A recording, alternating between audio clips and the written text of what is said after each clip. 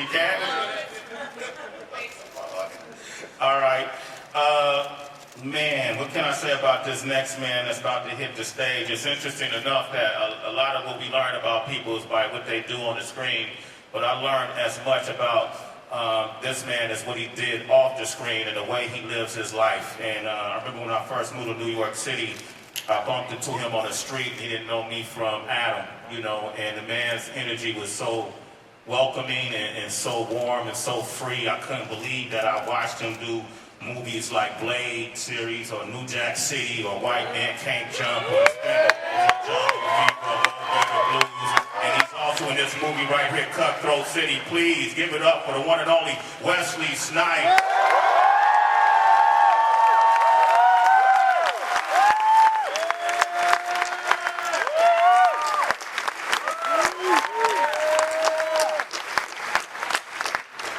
Plays my pops, by the way. Plays your pops in the movie? Yeah. Okay. Bad boy, he's a bad boy. Yes. This next person I'm gonna bring to the stage, man. First time I met him, I thought I saw a ghost. You know, I looked that man in the face, and he reminded me of somebody I grew up with that I used to hang out with in Oakland, California, and sit down on his couch in his apartment near Lake Merritt. And I used to ended up opening up for him when he was in the group Digital Underground. Unfortunately, he passed away. But this next young man brought his spirit back to life on the big screen, and I don't think nobody else could have did it quite the way he did it. And from the movie of All Eyes on Me, please welcome Demetrius Shipp Jr., ladies.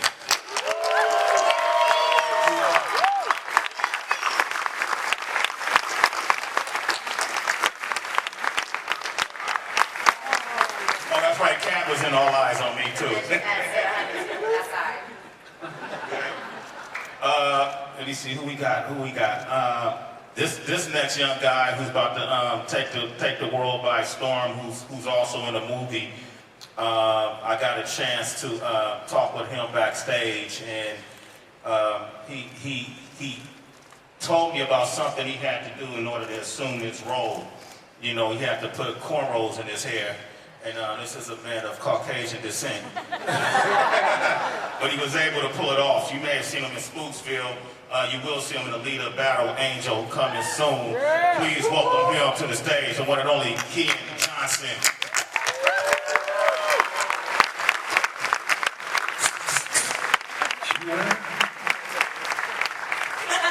Cat's still mad at me, y'all. Give her another round of applause, man.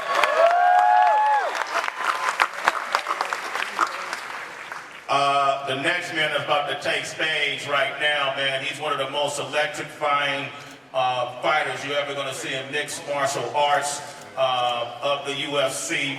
But not only that, man, he's just an all-around great-spirited man. He's also a recording artist, and he's a champion, a welterweight champion. Please welcome Tyron Woodley.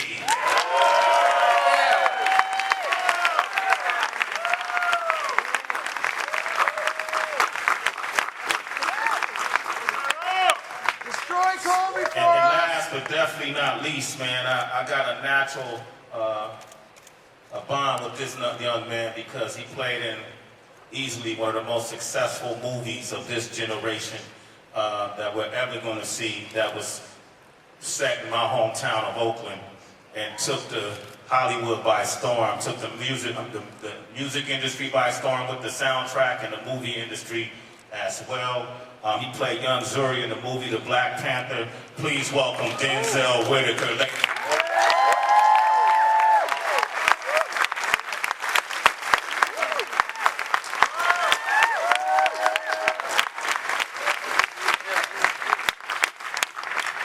Give it up for the cast of Cutthroat City. Come on, y'all. Yo. Oh, okay, we have to get some of the seats. Okay. Let me ask you this, RZA. First, before we even get into the movie, when I see Cat, who's put out a lot of music before, and I see Tyron, who's putting out music as well. I see Demetrius, who looks like Pac. Terrence Howard, who we'll talk about momentarily, who's also a recording artist as well.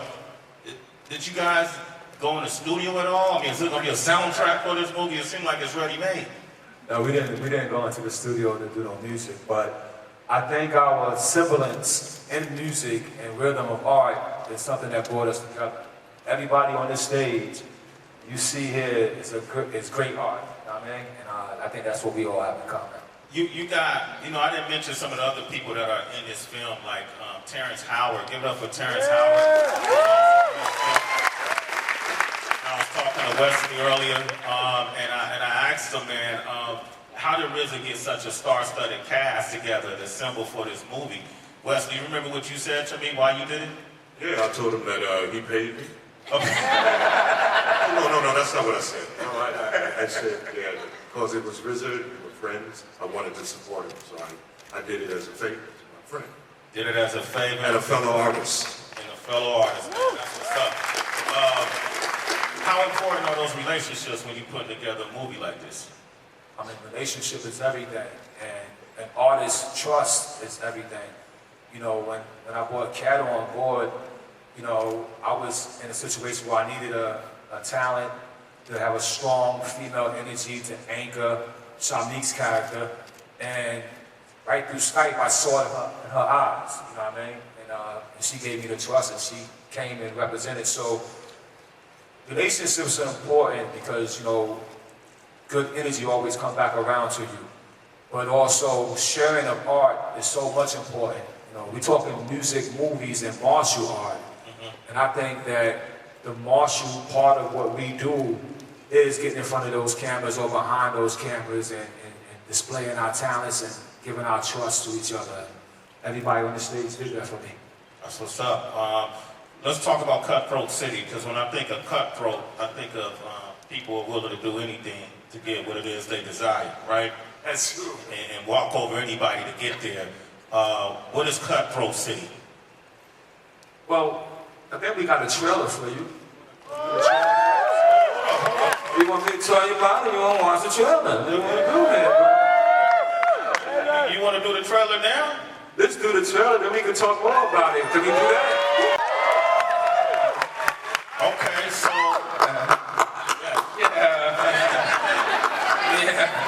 That was good. T.I., I saw T.I. name. T.I. could be here today. SDCC. Yeah, let me ask you this, Shameik, when you first read the script, what was the first thing that came to mind? When I first read the script, I wanted to be a part of an action film in general. I wanted to continue what I was doing on the Get Down with like the bad boy. I really liked digging into that side of me. And when I sat down with RZA, I just told him what my aspirations were, and this is how we started, right? And reading the script the first time we sat down in New Orleans though, and our first table read, you remember, that's when we really all was like, this story right here is crazy. It was, I feel like it's a great opportunity for everybody involved. Okay, and it was in New Orleans. What was that like shooting in New Orleans, Kat? We shot at the Ninth Ward, and that was a trip because I don't know if you guys know, but still in the Ninth Ward, there's parts of the area where there's still not running water, there's still no electricity, so we're very much a part of the community, and they were so amazing and so supportive, and they embraced us, and they came and visited, and we just wanted to feel like in a way that we're the voice that they don't have, still to this day. Is that part of the reason, Wesley, too, that allured you to the script, just to keep telling the story of what happened in New Orleans and Hurricane Katrina? Who better to tell it with than King RZA, you know what I'm saying? King RZA. You know what I'm saying? The RZA. The RZA. Yeah, I get that. Wesley, working with, this is New Hollywood right here, that we're at the table right here. Yeah, Sway, part of the reason I was so happy to do this because I saw all of these old actors here. And I was saying to myself, look, these guys need some new, fresh energy around them, to help elevate, their game and before they. So I decided, yes, let me go and lend my youthful energy. Yes. All of these old folks over here. That the old dude right here. Yeah. Humanitarian efforts. Yeah. I was working with Wesley, man. Yeah. What was that like? Did you have parts acting opposite of Wesley, you know? Yeah, we have some Yeah, interviews. we had to do a couple of things. You know, yeah, that's my pops. You know, yeah. Okay, did y'all learn anything, Demetrius? Did you learn anything about what was going on post-Hurricane Katrina in New Orleans by shooting this film? Yeah, I learned a whole lot about the city. Actually, going back to what Cap was saying, as far as the Ninth Ward, I think we were riding through the city, but we actually got to see where we shot at was right where the levee broke. So, you know, you could see the damage that Katrina still did, you know, that it is still there. Like, you know, it's really not cleaned up. The Ninth Ward is really still going through some things. But you In 2018? yeah, it's not all the way together in the Ninth Ward. Really? Yeah. So it was crazy to see, but you know, the community and the love they have there, and, you know, that them being united is a great thing, and especially for us to be a part of that and have them along with us. Okay, Denzel, let me ask you, I asked Wesley what was it like working with him. What was it like for you working with alongside of Wesley Snipes or RZA? It's always an honor, man. You know, I've had the privilege within my career just to work with people who I've always idolized, who I came up watching their films, setting as an example for myself to be great. So then to have the opportunity to get the call and be like, yo, you want to work with RZA? Yeah. You want to work with Wesley Snipes? Well, the last time I had seen Wesley prior to even doing this was at the Great Debaters premiere. And I remember you had walked up to me and you had shook my hand, and you know, there was so much going on that night. And I remember you walked up to me and you shook my hand and you were like, powerful performance, young man. And I wanted to thank you for that, but I never got the opportunity to. So the fact that we got to do this film again was an opportunity for me to be like, thank you for the respect, but also you raised an entire generation of young black men to do powerful films. I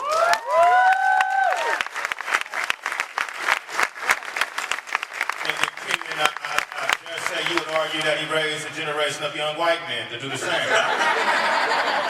No, I mean, every role is just so inspiring to have, you know, this strong action, someone to look up to. Yeah, everyone here. I mean, I used to listen, I grew up as a hip-hop dancer. I started dancing when I was 5 years old. And one of the first albums that I ever started listening to in the hip-hop community was 36 Chambers. So it was already such a big part of my childhood. I'd sneak it and listen to it on my headphones on my CD player when my parents weren't there. So, Yeah, he made me sign it backstage, which I was flattered. The cool thing about Kian too was, you know, the character he plays is called Junior, and a lot of people don't realize that sometimes when you get to very poverty communities like the Ninth Ward, there's always some Caucasian families that live there. They could be from military, going out fighting for the country, and they have enough to have cable, but they're still stuck in a very poverty situation. And I wanted that kind of character to be in our film as well. And Junior, played by you, he delivered that so well. So thanks for joining this film. You know, Robert Rodriguez was like, he said, I got a cheer for you. That's in my movie. That's great, and trust me, he's going to come deliver. And you didn't let me down. So I want to thank you for that. yeah, thank you. Yeah, man. You wore cornrows in the movie, right? Yeah. When I read the script, some of the producers said we think cornrows might be a good idea for the character, and we've seen cornrows work and not work in film. So I was a little bit nervous, but I really thought that in order to get the role, I had to go all the way. So before I even got the role, before I even taped, I went to a hair salon, had them put in the cornrows, went through the 2 hours of absolute hell. I have so much more respect for anyone who ever uses cornrows as a life choice all the time. Good for you. Like, that hurts. I thought that the only way to really give the role the respect that it deserves was to go all the way. That's what's up, man. I respect that. Committed to the role. Now, Mr. Woodley, man, what are you doing here, bro? Man, that's a good question. Give it up for the welterweight champion, y'all. How did you get recruited for the movie, and is this one of your aspirations? Well, definitely, when I think about mixed martial arts, mixed martial arts is a discipline. The reason why they call it martial arts, you have to be disciplined to do it. And I've always tried to challenge myself. It's easy for me to do a movie where I'm a tough guy. That's what I was growing up. I can do a movie about fighting without even reading the script. But when you have to do something that's unconventional, that's different from you, I chose to stretch myself. Started doing stand-up comedy, started doing music, because when you think about the culture, especially when you think about rap, it's really expression of what you are. I grew up in Ferguson. The riots, that's my actual street. I lived on that street. So when you start expressing yourself through film, through music, through fighting, it's the most liberating thing you can do. So this role for me was complete opposite of what my normal would be. So it just made me get out of my comfort zone, made me do something different, take off the boundaries and really go out there and just try to stretch yourself. So you got out of your comfort zone? Needless to say. Can you give us an example of how you got out your comfort zone? I don't think RZA will appreciate that. we'll wait till they see the movie. Wait till you see the movie? And then I'll be remiss if I didn't ask, man. Can we get you and Conor McGregor in the ring? Can that happen? I don't know. The thing about our sport is, I'm going to be real, because I know a lot of you guys are big MMA fans, but a lot of guys talk about fighting guys. When it comes down to fighting guys, I'm that guy that'll fight anybody. I got a whole chant that I do in my camp. I go, they think they want some, and the whole gym roar, but they don't really want none. Conor is in that list, along with George St. Pierre, along with all the Diaz brothers. But when it comes down to fighting, nobody's really been able to go out there and just take every tool from their opponent and leave them naked. And now they got to deal with me, so. Give it up for the champ, y'all.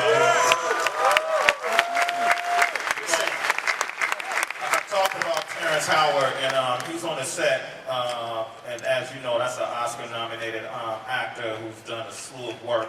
But he wanted to send a message to all you guys that came to talk about the film. And I'm going to go to the big screen right now. Here's Terrence. Always repping. Always.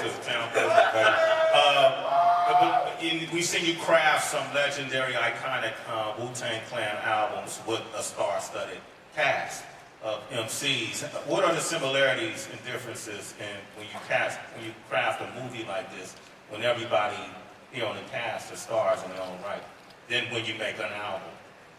I think it's a similarity in the sense that I respect the talent.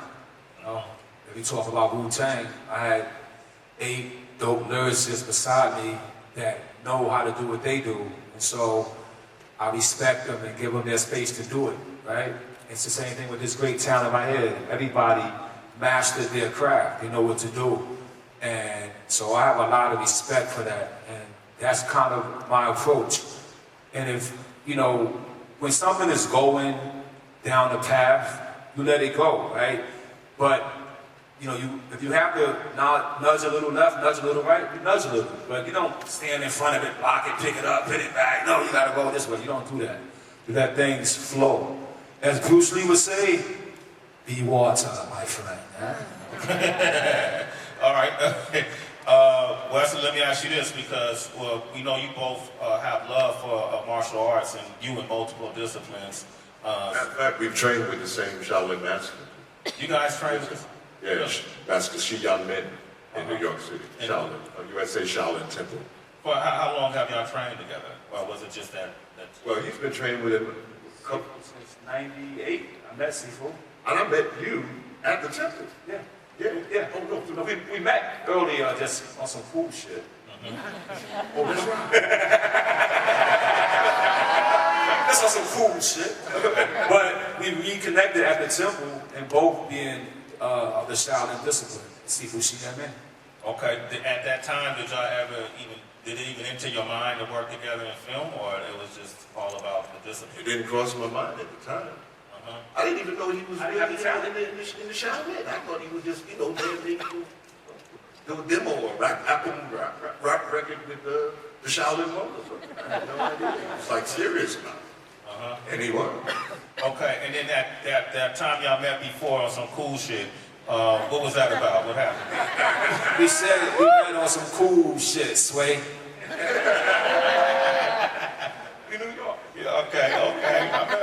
some cool shit? Oh, no. In New York, man. Whole lot of cool shit. No, not right. Let me ask any of the other cast members, were any of your family members affected by Hurricane Katrina and what happened in New Orleans? Or do you know folks? No? As a member of a human family, we were all affected, you know.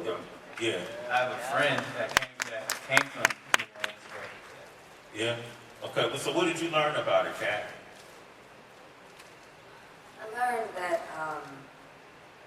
I learned that no matter how far you come in your career, if you're given a platform, right, you have like, it's almost like a fork in the road, right? You could just do the traditional thing, or you could do something that you know will give people a voice. And I realized, being an African American woman in the industry, that the rarity of my actually having a platform is a godsend. Where I'm at is a godsend, and you know, I want to do projects and support films and directors that give people a voice. And I learned that there are still people down there that just don't have a voice. And I didn't even know that the government still hadn't given the Ninth Ward what it needed to rise up again. And through this movie, I hope that it'll gain some awareness, and that, you know, there'll be more pressure on those that can make a difference to actually make one. Okay, that's what's up. You didn't have to use New Orleans or Hurricane Katrina as a backdrop of this film. What made you decide to do that with this plot? Well, it was written that way. It was written by Paul Pashuri, the first draft of the script, and so, you know, I stuck to that. He may have had some experiences and some family members in law enforcement and things of that nature. But how it resonated with me is that particular struggle against opportunity exists in my neighborhood too. It exists all around, you know, many communities all around the world. Whereas you have talent, you have ambition, you have aspiration, but those aspirations get washed away. And when those things get washed away, we turn to desperation.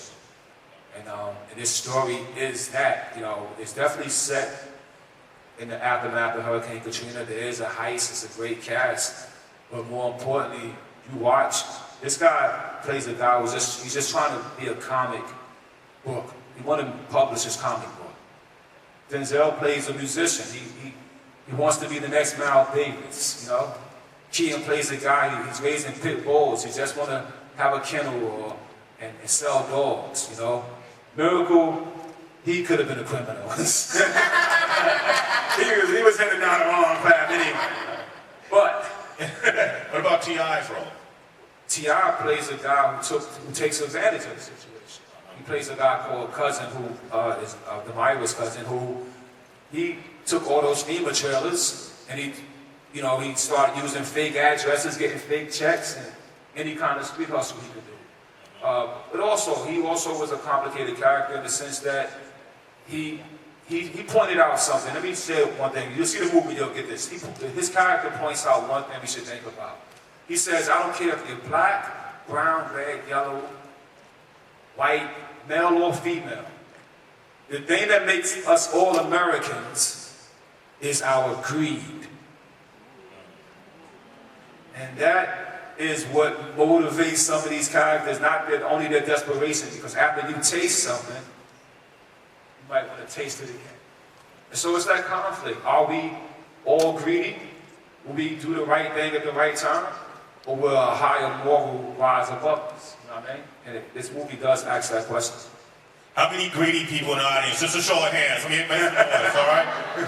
You are American. Give them a round of applause. All right, this is what I want to do, man. I want to open up the floor for anybody in the audience that has questions. You have the opportunity to ask a question of a really star-studded staff.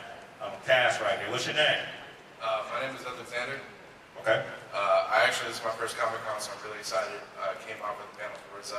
I want to start by saying that Wu-Tang is for the children. Originally, I wanted to ask just RZA, but I would like to ask the whole panel. If you could direct a movie with any two martial artists, past and present, who would they be and why?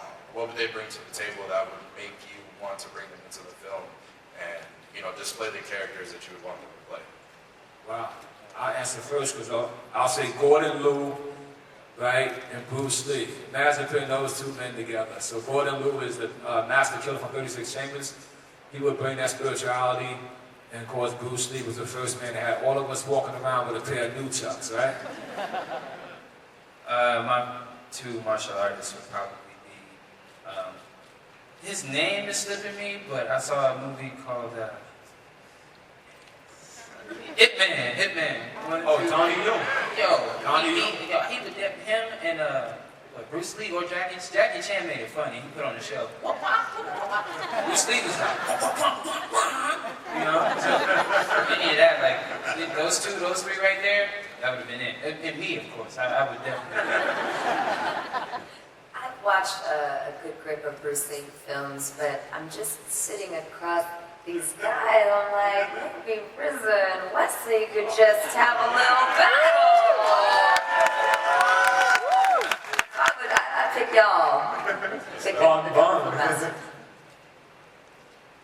I guess I would choose Jim Kelly and Michelle Yeoh. I mean, I'd like to do a movie, but that's what What kind of movie? For me, I want to direct. what is I don't know what's the paraphrase. Like, you seen Bak? Anybody seen Bak? Tony Jaa. Tony Jaa. Him for sure. And then gotta have the man Wesley. I'm gonna go the comedy route just because everybody took this serious. I'm gonna go with Show Nuff against Steven Seagal. Let's see what happens. Are you saying they're two comic book characters? Yeah, I grew up watching all of Jackie Chan's films, so Jackie Chan and Bruce Lee are all-star. I'm gonna have to go out the bubble. Even though boxing is technically not martial arts, I still think it should be. I'm gonna go with Muhammad Ali. He got ultimate swag inside and outside the ring, and you gotta go with Bruce Lee. You know, he's one of the originals that makes you want to watch film with martial arts. Okay, I see Rick came up. You want to? He slid hard. I thought he was pulling up. Who you said? Jet Li and Alexander Fouché. Jet Li. Okay. What's up with Sonny Chiba?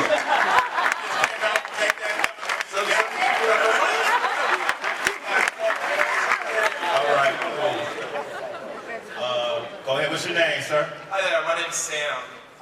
And first of all, I just want to say, RZA, you're one of the greatest producers of all time, and Tyrone, you're going to keep that belt for a long time. But I can see the whole panel. What animal do you believe represents your personal martial arts style? Cat, we'll start with you. No, wait, forget you. I don't know, it's probably some cartoon. Come back to me. Let's go on the other side. Tyrone. I'll start with me. Yeah. You know, mine would have to be a hybrid. I would have to say mine would have to be a lion, just because I feel like when you in the octagon, you got to be the alpha male, you got to be the king. And it's just the way I get across the octagon faster than anybody. It have to be something like a jaguar or a cheetah. So I have to do a hybrid animal, most likely. If I can do that. I'm not sure. I read something recently that for Taxi Driver, Robert De Niro was using animal works, and I think he used a crab as his animal, so I'm gonna go with the crab. You know, I'm only a fighter on a need-be basis. So I'm gonna say either like a koala or a lion.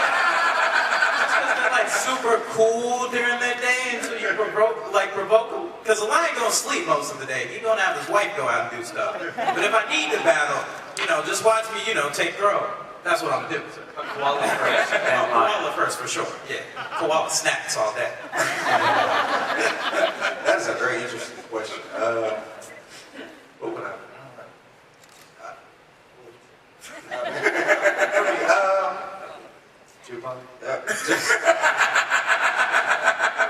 A cheetah. Move fast and get it done with. That's what it is. Yeah, I'd say. taking cheetah too, Cat? No, I'm just wait. Okay. Tiger style. Tiger style. Tiger style. Okay, it is a cartoon, so it's between the Tasmanian devil, so I just get real messy, because I don't know how to fight, and a sloth. It's like one or the other. Right.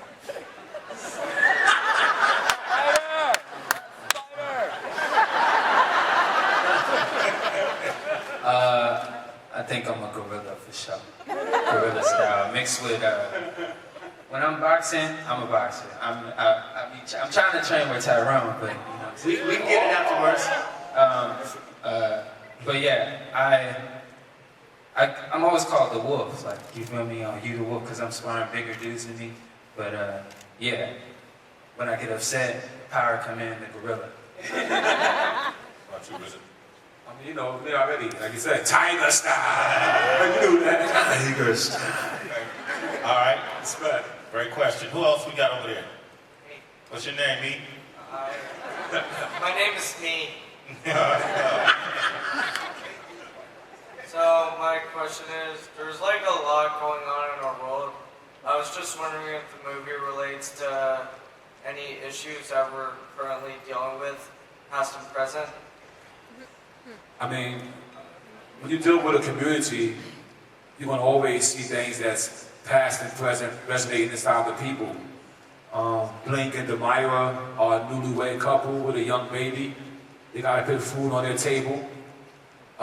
Wesley plays a father who basically, you know, left his family behind in all reality, right? Because of pride. These type of themes are in our movie, as well as social, political things. And more importantly, though, I think, like I said, aspiration, desperation. Those are my 2 words for this movie. Aspiration versus desperation. All right, thank you, Me. What's your name, sir? Tony. What else? Hey, what's going on, everybody? ODB, rest in peace. Rest in peace, ODB. I got 2 questions because I didn't see the fantastic cast out there. The first one is RZA. Well, first off, I've listened to Enter the 36 forever, and then the W this morning, I had to set up my booth and stuff like that. So that gets me through the day. So, are you going to come out with another The World According to? That's the first question. And the second question, not to leave everyone else on the panel alone, everyone's really busy. What do you like to do in your off time, like hobbies and stuff like that?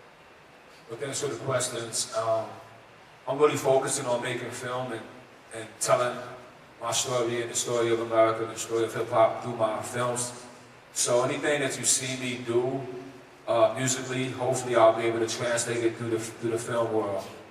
And on my off days, what I like to do is work. Thanks, Tony. Okay. We're just gonna do one person. Okay, good. Hello, you got a question? Hi. Oh, okay. I apologize. Okay, what you do in your free time? On my free time, I mean, like I said, I like to box, I like to swim, I like to run, I like watching movies, and I like to sit. He can sing too, he's a very talented artist. I'm an artist. Can you sing us something? Bounce. I'm shy right now, I can't even do it. An incredible artist. But yeah, I like to sing as well.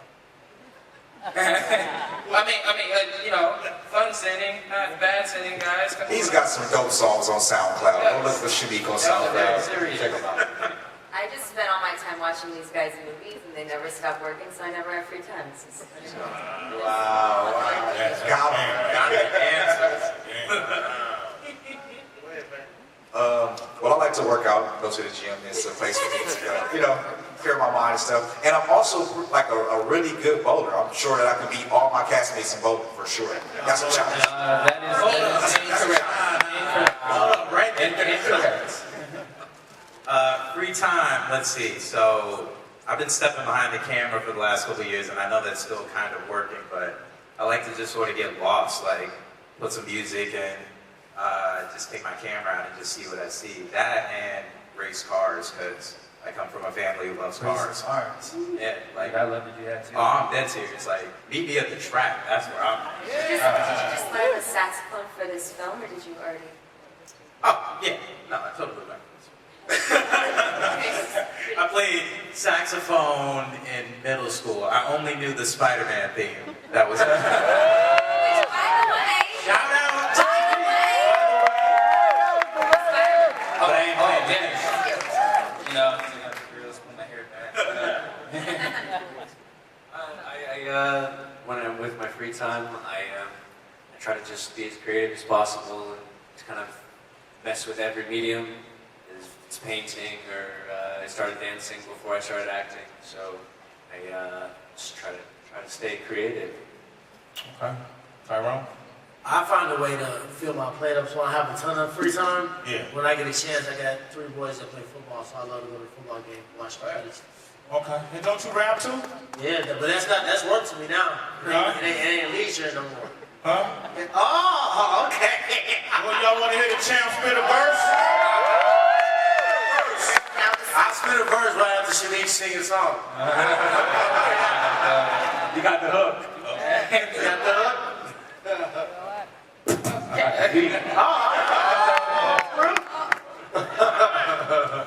Okay, let's get to that young lady. What's your name?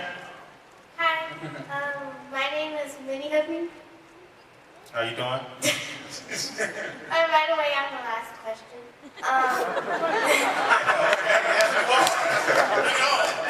Right, hope it's a great one. My question is for Tyrone. What do you find harder, acting in movies or fighting in the UFC? I saw the Khabib, Team Eagle. I saw she wearing the Khabib hat right now. To be honest, acting is probably harder because there's more nerves behind it. There's so many different ways you can say the same sentence. You don't want to be the weakest link. I've been fighting my whole life. I probably got like 30 or 40 fights outside the octagon just from growing up. So when I'm in the octagon, I don't really get nervous about fighting somebody else. It's more like a chess match. So all my nerves in fighting go away when I train. So if I train, I get to week 4, 5, 6, 7. I'm so confident in my game plan and my coaches and my training partners that all I got to do is go out there and press rewind and press play. So acting is just, it's tough. And I'm trying to do it differently where I'm not just doing, like I said, the tough roles, the fighter roles. So I'm trying to do things that are non-conventional for myself. So that's a little bit more challenging to me. All right. Thank you for your questions. Give yourselves a round of applause.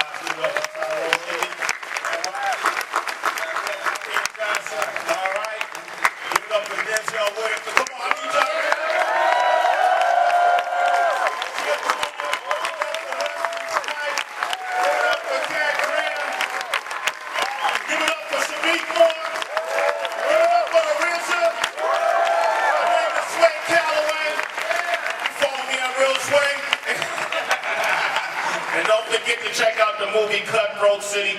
Thank you, RZA. Thank you, Sway. And then on the way out, let's run that trailer again. Can we run the trailer again?